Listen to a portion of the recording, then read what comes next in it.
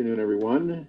This is Jared Rand, and welcome to the Global Guided Meditation Call for Tuesday, November 8th, 2022, about 3 p.m. Eastern. We'll be having a time for change call around night at 9 to go over current state of this planet and truths on several fronts on exactly what's transpiring. I would say the biggest deterrent, we have deterrents, but I would say that this is pretty much up there at the top.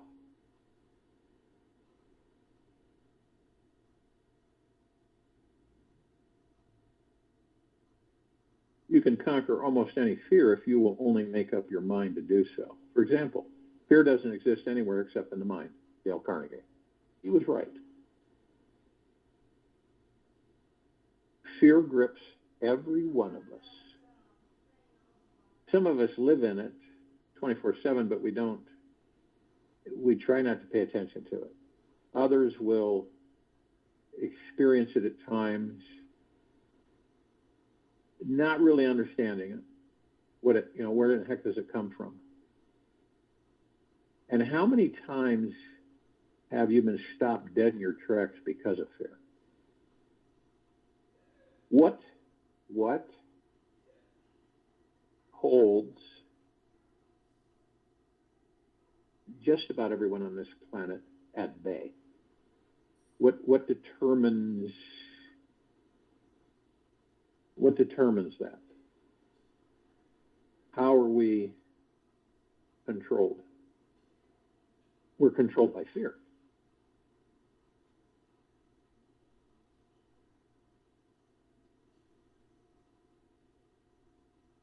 And where would we be today if we were fearless and unstoppable?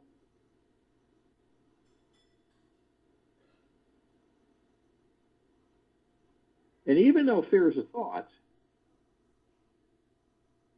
most of the time unconsciously, we bring the fear, the thought, comes in, it's harmless, it has no power, no energy.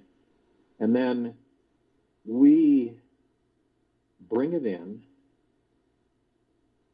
we give it energy, we move it into form, and we experience it. It is the most debilitating energy that we all face on a daily basis and can create a mountain out of a molehill. By learning how to transcend our fears, we can open up doors to success in areas of our lives we never imagined were possible. Knowing the secret of being fearless, we will start living our dreams and having the life we truly desire. If a people in any country or on the planet in the whole were fearless, what would happen? So I've had this question posed to me many times through the years. So really, what is fear? What is it? The ego mind dictates to the heart mind. And fear is an emotional response that happens when we imagine or believe that something is going to harm us in some way. Now, it's not, where there's good, there's bad, and where there's bad, there's good. Fear can be healthy when it provides the valuable service of keeping us safe from physical dangers, such as a hungry mountain lion or bear, or stepping in front of a high-speeding truck. It activates our adrenal glands so that we can fight to take flight. Fear does have its place in this wildly active world that we are participating with. We live in this world, and thus fear does keep us alive. However, fear is more often a life-defeating energy. When we overreact to situations and experience that hold no real danger, for instance, the greatest fear people have is giving a speech to a large crowd in public. I know that sounds strange to a lot of people, but it's true. That's the greatest fear people have is giving a speech to a large crowd in public. Nothing really is going to physically harm or kill the person while they are speaking, yet the fear comes from being judged, disapproved of, and unloved. In fact, giving a speech about something you're passionate about can be the most exciting activity of your week, month, year. When you learn to see that your fear is just excitement in disguise, you can turn the most challenging situation into an event you'll want to repeat again and again and again. Now, we all know that everything around us, 360 degrees, above us, below us, around us, is an illusion. So fear acts in different ways. Like we said, it protects us at certain times. You know, if you didn't have fear, you'd walk right in front of a mountain lion, and we know what the outcome would be. But in that way, fear works well to protect us in certain situations. But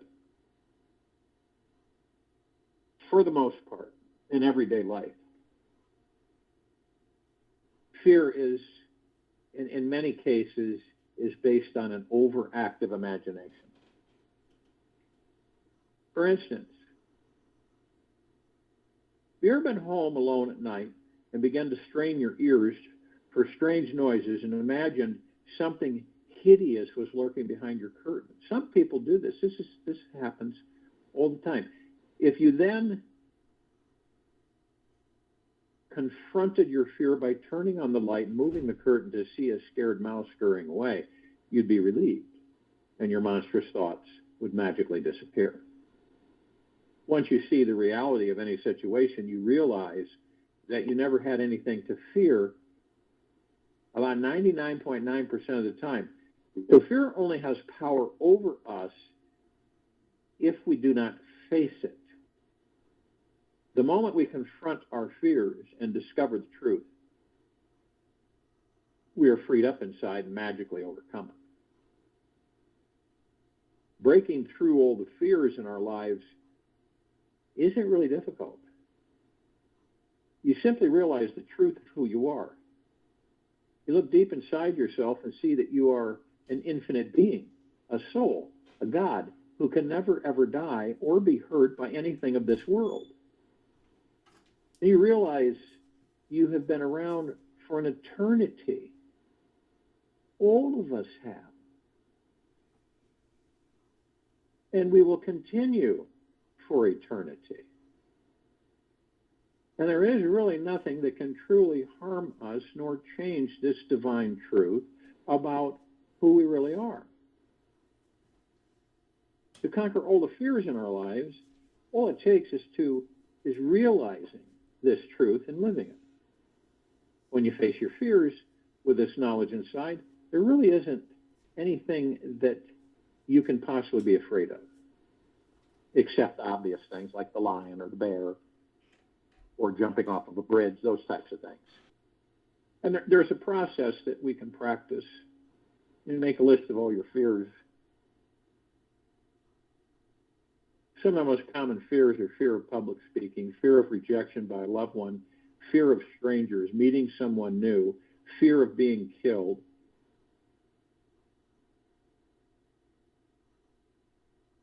fear of being happy, fear of being sad, fear of being wealthy, fear of being poor. It goes on and on and on.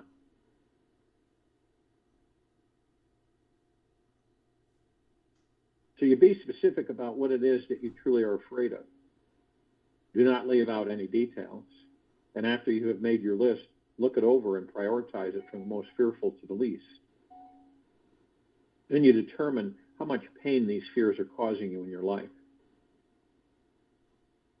You flip the paper over, and on the back of this paper, write down the answers to the following questions. What am I missing out on in this life because of these fears?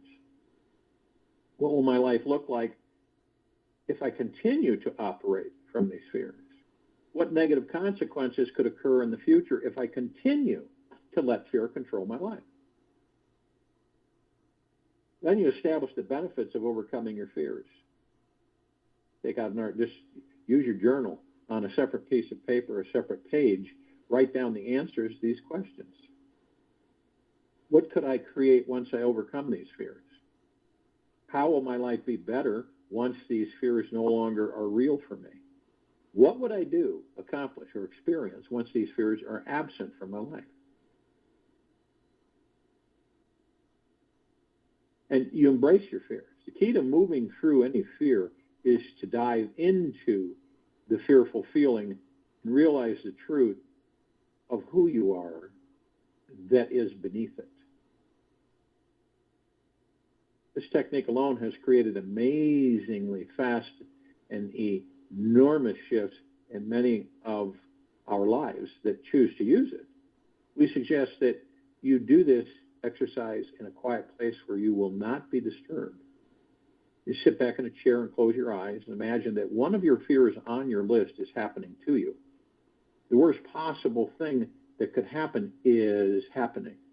And let yourself truly feel what it'd be like to be in the situation. Once you're feeling the fear in your body, remain in the center of the fearful feeling. Stay there. Let it get stronger and bigger until you reach its maximum peak. Remain at the peak and breathe into the experience as long as you can. Don't get freaked out. Bail out early. Remember, it is not real. It is all happening in your mind. Stay in the strongest feeling of the fear until it naturally becomes smaller and weaker on its own accord and then fades away. Once you fully allow yourself to feel all aspects of this fear inside you, something will naturally move you beyond the fear and into a peaceful feeling. When you find this place, you'll be done with that fear forever. Cannot return the same. Once you experience this natural release inside, there will be a deep stillness, emptiness, and silence when it is truly gone. Any ideas you have about your fear will seem like an old dream that has no real emotion attached to it. If the fearful energy tries to return, welcome it. And refocus on the stillness, emptiness, and silence inside. From this silent space, it is easy to realize the truth that you are an infinite divine being of consciousness that cannot ever be harmed. You see, most of us on this planet are connected in a lot of ways, and we unconsciously aren't aware that we are not the body. We are not the character. We are not the personality. We are not the name. We are not our status. We are the God force, love, light, energy within the body. To really know this, to really know it deeply within us, is key to many things.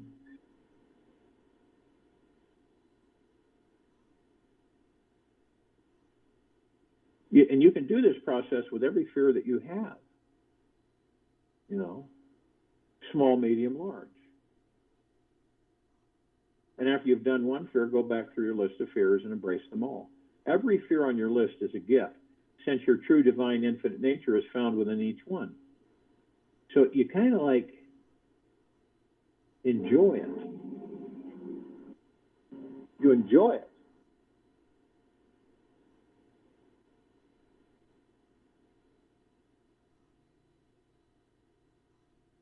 Like Daniel J. Boorstin said, freedom means the opportunity to be what we never thought we would be. Freedom means the opportunity to be what we never thought we would be.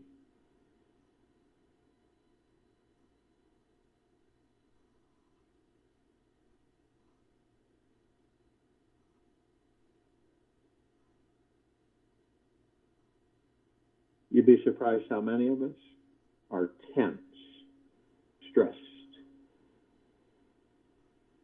non-flexible. Shoulders bunched, not realizing it because we've done it for so long in this life. Irritability, frustration. So when you relax and you say to yourself, you know what, I'm going to relax right in this moment. I'm going to take this moment of my precious life to relax my body right now. I'm going to breathe deeply into my heart. I'm going to let everything be okay exactly as it is. I'm going to be fully relaxed and at ease in this moment.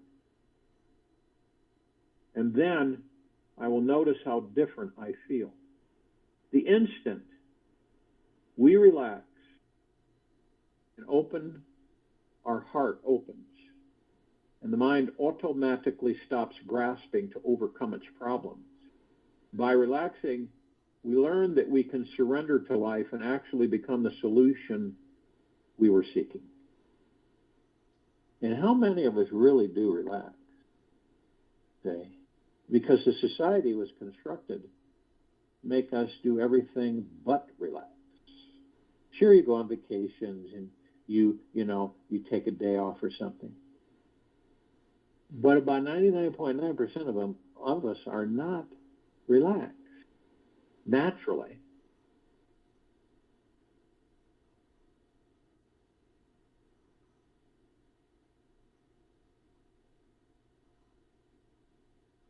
The instant we relax, the heart opens. And by relaxing, we learn that we can surrender to life, this life, and actually become the solution we were seeking. Every problem in our lives is instantly solved through this divine, all-loving, expansive heart energy within us all. It is always available and found through relaxation and surrender. By learning to relax, we learn how to trust life. And this is a practice of a deeper relaxation. It is how this divine solution will constantly manifest into our lives. It is good to know that at the very core of our hearts, there is always a current of peace and an abundant river of bliss. Now, if you aren't feeling this now, it doesn't mean that it's not there. It just means that you haven't yet opened your heart fully to this moment and tamed the wild, chattering, relentless mind completely. The mind, with its ego-driven tendencies, does not want to ride this gentle river of heart-centered bliss. If the ego fell into the river of bliss, it would die. The ego knows this and feels afraid to totally let go, trust, and completely dissolve and merge with the bliss. And, yes, it most certainly will die. Yet with every death is also a wondrous rebirth. When the mind thinks too much, the ego believes that it is in charge of everything. The ego gets stirred up and thinks it's in control of the universe. No matter what happens or doesn't happen in this life, it starts demanding for things to be different than they are. It forgets to ask with kindness or what it wants and becomes impatient, aggressive, and insensitive. These qualities are how we know that our ego is in the driver's seat, running the show and pretending that it is in charge.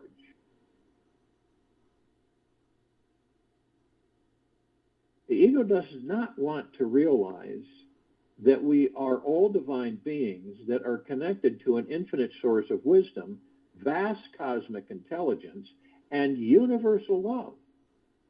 The ego's job is to create the illusion of separation so we can have the experience of unification with Source. The truth is that our divine infinite nature is permanent and already here inside of us now. This divinity is always here, always now, and always available, no matter what the ego believes or experiences. Once we choose to be the master of our minds, the ego becomes our faithful servant, and we soon discover this natural river of bliss inside our hearts. The silence of the mind allows us to discover this sacred stream within. Only with an infinite amount of patience will the mind stop its controlling, repetitious, chaotic patterns. Only with infinite presence will the mind come to a complete stop. And we will become 100% absorbed in the divine source. The opportunity to experience this is found within every moment. The silence between our every breath contains the doorway, and our hearts are the key. So we either choose to begin the process of mastering our minds by redirecting our focus repetitively towards our hearts. The more often we place our attention there, the more love, awareness, and energy flows to and from there.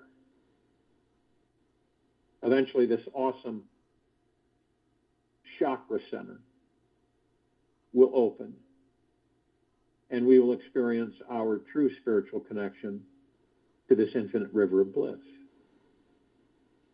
This simple practice will bring our lives much greater joy, wisdom, and clarity than any major accomplishment we could have in the physical world, in this physical world.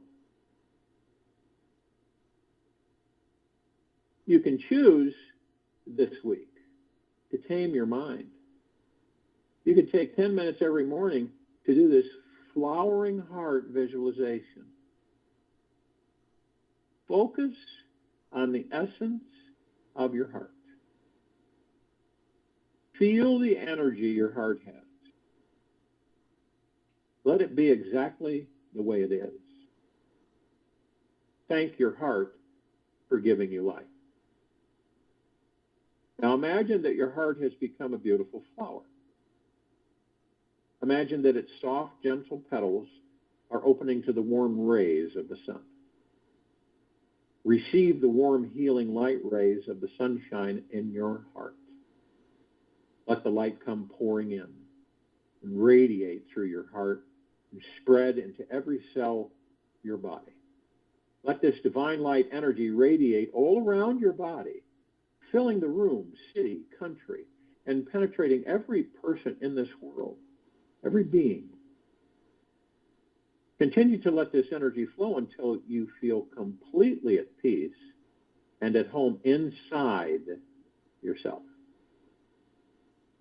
Randomly throughout the day, become this flower. Let the sensations you practiced feeling inside your heart expand throughout your body. Watch closely and notice the difference that occurs when your whole body becomes soft, receptive, and flower-like. Rest completely in the true essence of your heart as frequently and often as you can. If and when you are able to do this randomly at least 15 times a day for the next week, you will see a tremendous change occurring. Soon your mind will quiet and you will naturally notice the bodily sensations of peace everywhere you go. Know that by embodying your heart chakra, you are bringing your life into a deep and divine connection with everyone and everything. Everyone and everything.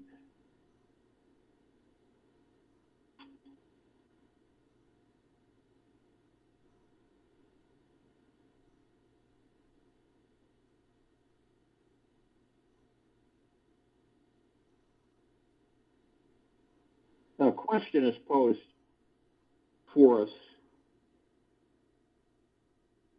And what we're doing, in a way, is we're unraveling, unthreading our current social structure. And from the ground up, we're building a new social structure, which inhabits New Earth. So is knowledge about esoteric subjects, such as chakras, collective unconsciousness, energy field, really helpful along the way or not? Are they really helpful? Or will whatever is needed come to us through experience in its own time? Well, anything that is needed will come of its own accord in its own time.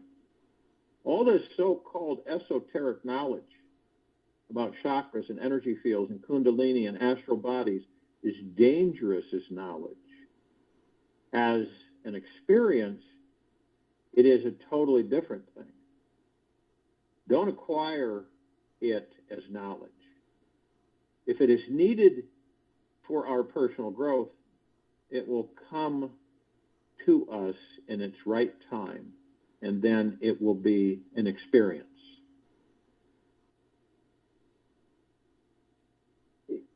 When we have acquired knowledge, borrowed knowledge, it is going to be a hindrance. For example, there are different religious beliefs, such as Hindu yoga believes in 7 chakras, right? Pretty much here in the West we do as well. Jaina scriptures mention 9 chakras. And Buddhist scriptures say that there are dozens of chakras. And that these are the only important ones which have been chosen by different schools.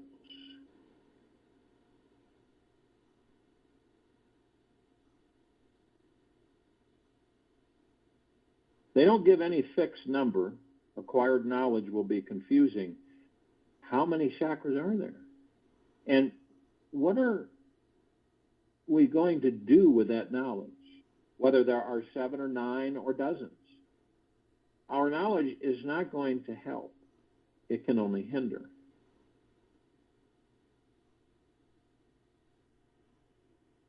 Now, in some perspectives, that maybe perhaps Buddha's experience is correct, and that does not make the Hindu yoga or the Jaina yoga incorrect.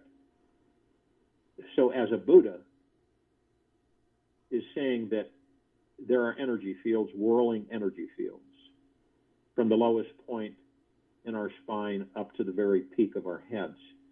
There are many. Now, it is only a question of a particular teaching, which ones are important for it. The particular teaching will choose those. So we've chosen 7. The Jainas have chosen 9. They don't contradict each other. It is simply that the emphasis is on whatever chakra the teaching feels to emphasize. Now, others believe, you can see the diversity here on this planet. Sometimes a hindrance, sometimes a good thing.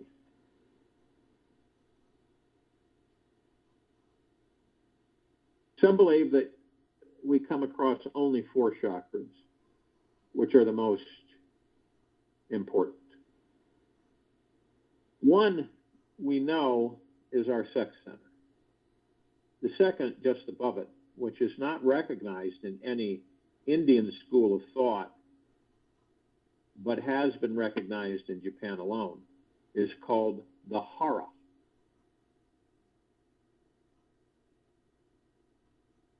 Okay? It is between your navel and the sex center.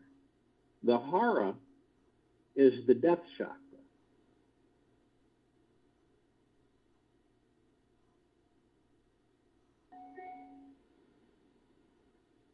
Many have experienced that our own experience, some of us, is that life that is the sex center, and death that is the hara should be very close, and they are. In Japan, you've heard this, when somebody commits suicide, it is called harakiri. Nowhere in the world does such a thing happen except in Japan. Suicide is committed everywhere, but with a knife, just 2 inches below the navel. Japanese forces a knife, and this is the most miraculous death. No blood, no pain, and death is instantaneous. So the first chakra is the life chakra. It is a whirling energy chakra, and we know that chakra means wheel moving. Just above the life chakra is the death chakra. The third important chakra is the heart chakra. You can call it love chakra. Because between life and death, the most important thing that can happen to a man or to a woman is love. And love has many manifestations. Meditation is one of the manifestations of love. Prayer is one of the manifestations of love. This is the third important chakra. The fourth important chakra is what Hindu yoga calls the Agna chakra, just on your forehead between the two eyes. These four chakras are the most important. The fourth is from where your energy moves beyond humanity into divinity. There is one more chakra, which is at the top part of your head, but you will not come across it in your life journey.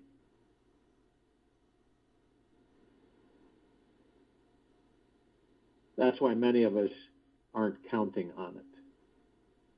After the fourth chakra, we have transcended the body, the mind, the heart. All that is not you. Only your being remains. And when death happens to such a person, that's why in India the hara has not been taken note of. In the Hindu or Jaina or Buddhist yoga, they were not considered or considering people who commit suicide. They were thinking about people who were transforming their energy from the physical to the immaterial. So the fifth chakra is the Sahasrara. The Jainas count it. The Hindus count it. Because a person who dies after transcending the fourth chakra, his or her energy her being leaves the body, cracking the skull into two parts. That is the Sahasrara chakra. But because it is not part of our life experience, we do not count on it. The four are our life experience. This one is the death of a person who is enlightened. He does not die from the hara. That's why in India, no school has taken note of the hara chakra. But in Japan, they had to take note of it. Because in Japan, suicide was a form of etiquette.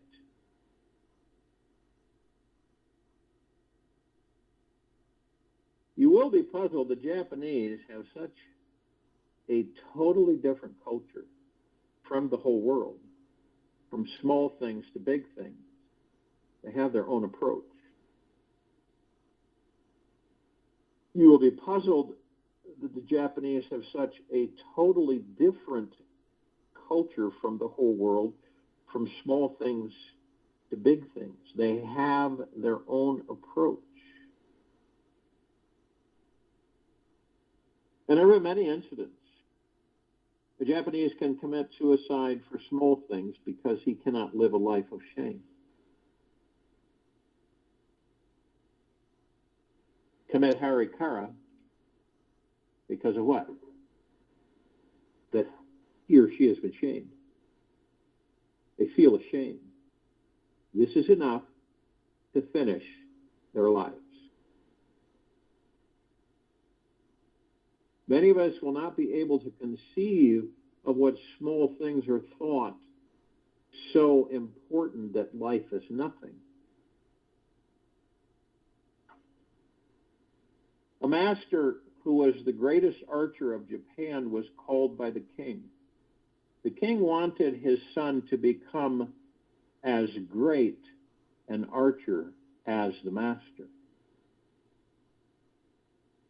Now, it is Japanese etiquette that even when two people are going to fight with each other, first they will bow down to each other's divinity with folded hands, even though they are going to kill. Before killing, they will respect each other. So in ordinary life in Japan, you will find people everywhere bowing down to each other on the road, in the restaurants. It is disappearing as the modern Western influence is changing the whole world. But the master archer was such an egoist that even in front of the king, he waited. First, the king should fold his hands, and then the king's court condemned the man and said, "You have committed such a shameful act. Just go back and commit harakiri." It was not such a big thing, but when the whole court had said it, the whole country would know about it. The man went directly to his home and committed harakiri. He had 300 students. When they heard that their master had committed a shameful act, all 300 students committed harakiri because it was so shameful that their master should have behaved like this.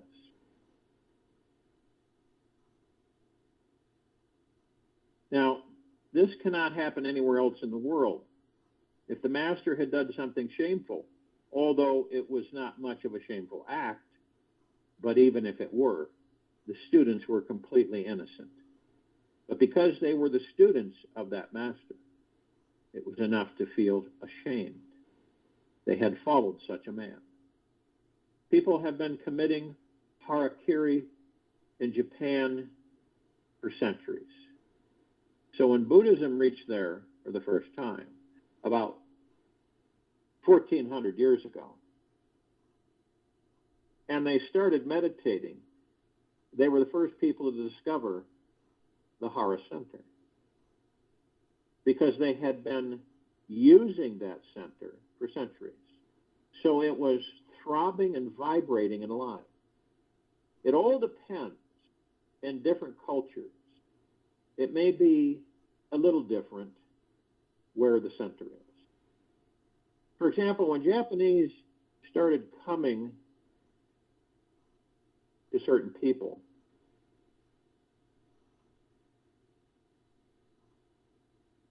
for sannyas, people became very puzzled because all over the world, when you want to say yes, you remove your head up and down. So you move your head up and down. And the Japanese, when they want to say yes, move the head from side to side, which means no. All over the world, that is the sign for no. But that is their sign for yes. And the head moving up and down is their sign for no. So it's reversed, it's opposite.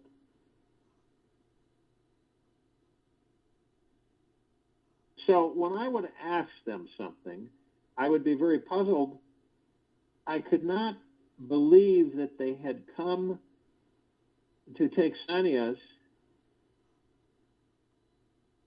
They were sitting before me, and I was asking, are you ready for sannyas?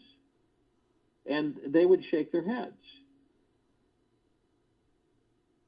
And then I would say, why have you come? You have unnecessarily traveled here from Japan, and you were sitting here in front of me just for the purpose, that purpose. You are saying no. And my interpreter said to me, you don't understand, that person is saying yes in Japan. The head moving from side to side is yes. The head moving up and down is no.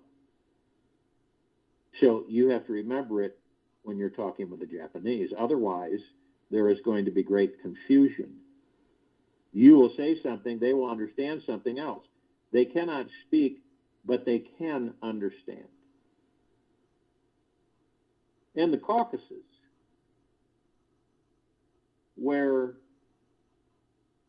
Gurdjieff was born, they have a system of chakras, which is slightly different. It seems to be the difference between the people of the Caucasus and other people. In India, 3 religions and offshoots, Hinduism, Jainism, Buddhism, all have exactly the same points. They might count 5 or 7 or 9, but the places are exactly the same. The centuries have affected their bodies in a different way. And the Caucasus, there are thousands of people who are older than 150 years old. The Caucasus is the place with the oldest people in the whole world. And they are not old. At the age of 180, a person is still young. He is working on the farm just like any young man. In the Caucasus, people always die while very young. They don't grow old. Naturally, their bodies have developed in a different way. Their food has something to do with it. The climate, the geography, their land. It has created a different psychology. Throughout the whole world, it is thought that 70 years is the time for everybody to die. That is the average. You can be 5 years earlier or 5 years later, but the average is 70. When George Bernard Shaw became 70, he started looking in the small villages around London at the gravestones in their cemetery to see how long people in that village had lived. His friend said, "You're mad. Why are you wasting your time?" He said, "I don't want to die at 70. I have never been average in anything, and I cannot be average in death. So I am looking for a place where people don't believe that 70 is the average age to die, because that place will have a psychology of its own." Finally, he found a village where on many stones in the graveyard, he found that it was written, "This man lived 108 years and died untimely." He said, "This is the right place, where a man lives 108 years and still people think the poor fellow has died untimely, that it was not yet time to die." After 70 years, he moved from London. He had lived there for 70 years to a village after checking the cemetery, and he lived 100 years. He proved that village had the psychology. That village had the vibe. That village had the idea that 100 years is nothing. When he would ask people if he could live to 100, they would say, 100 is nothing. Everybody lives to 100. You can go to the cemetery and see 140, 130. People live that long very easily. 100? That is too early. He lived 100 years. Certainly, he proved one fact, that our psychology, our minds, our bodies are impressed by the vibrations in which we live.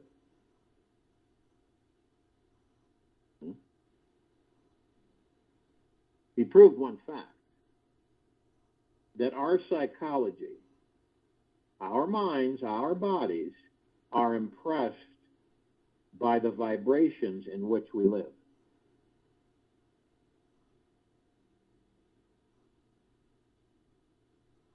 So, we will come to experience chakras. We will come to experience energy fields.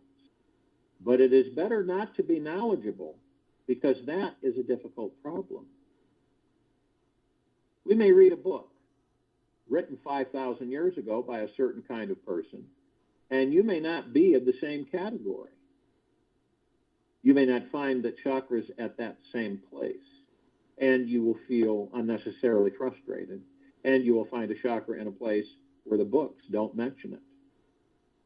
Then you will feel that you are abnormal, something is wrong with you, and nothing is wrong with you. Energy fields, chakras, and all esoteric things should be experienced. And keep your mind clean of all knowledge so that you don't have any expectation wherever the experience happens. You're ready to accept it. Each of us has differences, and differences come in such small things that we cannot conceive. For example, in the East, people sit on the floor. In cold countries, people cannot sit on the floor. A chair is absolutely necessary. Naturally, their backbones, their spines will have a different shape than those of the people who sit on the floor. And their experiences of their kundalini will be different. There are people who eat only once a day. For thousands of years, they have never eaten more than that. In South Africa, there are tribes which eat only once in 24 hours. When they came across American missionaries, there was such laughter. These idiots are eating 5 times a day. Breakfast, there is no fast at all, and they are having break fast. And the whole day, something or other. And then coffee break, tea break, and they go on. And in between, they are chewing gum. These people have come to teach us religion, and they are simply mad. In a way, they are right. Because they have beautiful bodies, they live longer. Their bodies are not fat. Their bodies are like deers. They can run like deer. They have to because they are hunters. Their eyes are very clear, very perceptive. Their bodies are very proportionate. Now, these people will have a totally different experience of their physiology. The meat eaters and the vegetarians will find differences to one another. So it is better not to memorize from scriptures. Those scriptures are the experiences of certain people, of certain times, of certain circumstances. They were not written for you. The scripture that is for you can be written only by you, by your own experience. I'll join you in the meditation, and I'll return to close us out.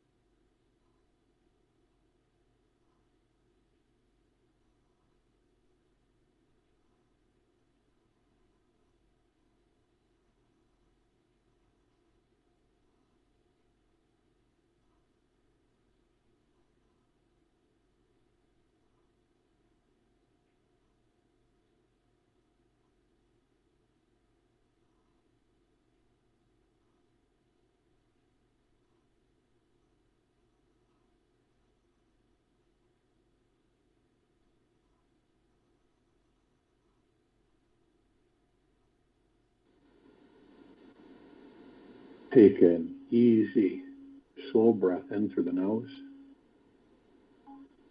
and an easy and slow breath out of the mouth. Be still. Shine the light of consciousness into your unconsciousness, and you illuminate your soul. Right now, there is a massive amount of hidden, unknown, buried material in our unconsciousness. Sometime today, for 30 minutes, bring your awareness into your unconsciousness. You may ask, how do you do this? Sit in a dark room and close your eyes and relax deeply into your belly and body. Allow any thought to arise that may be hidden beneath the surface.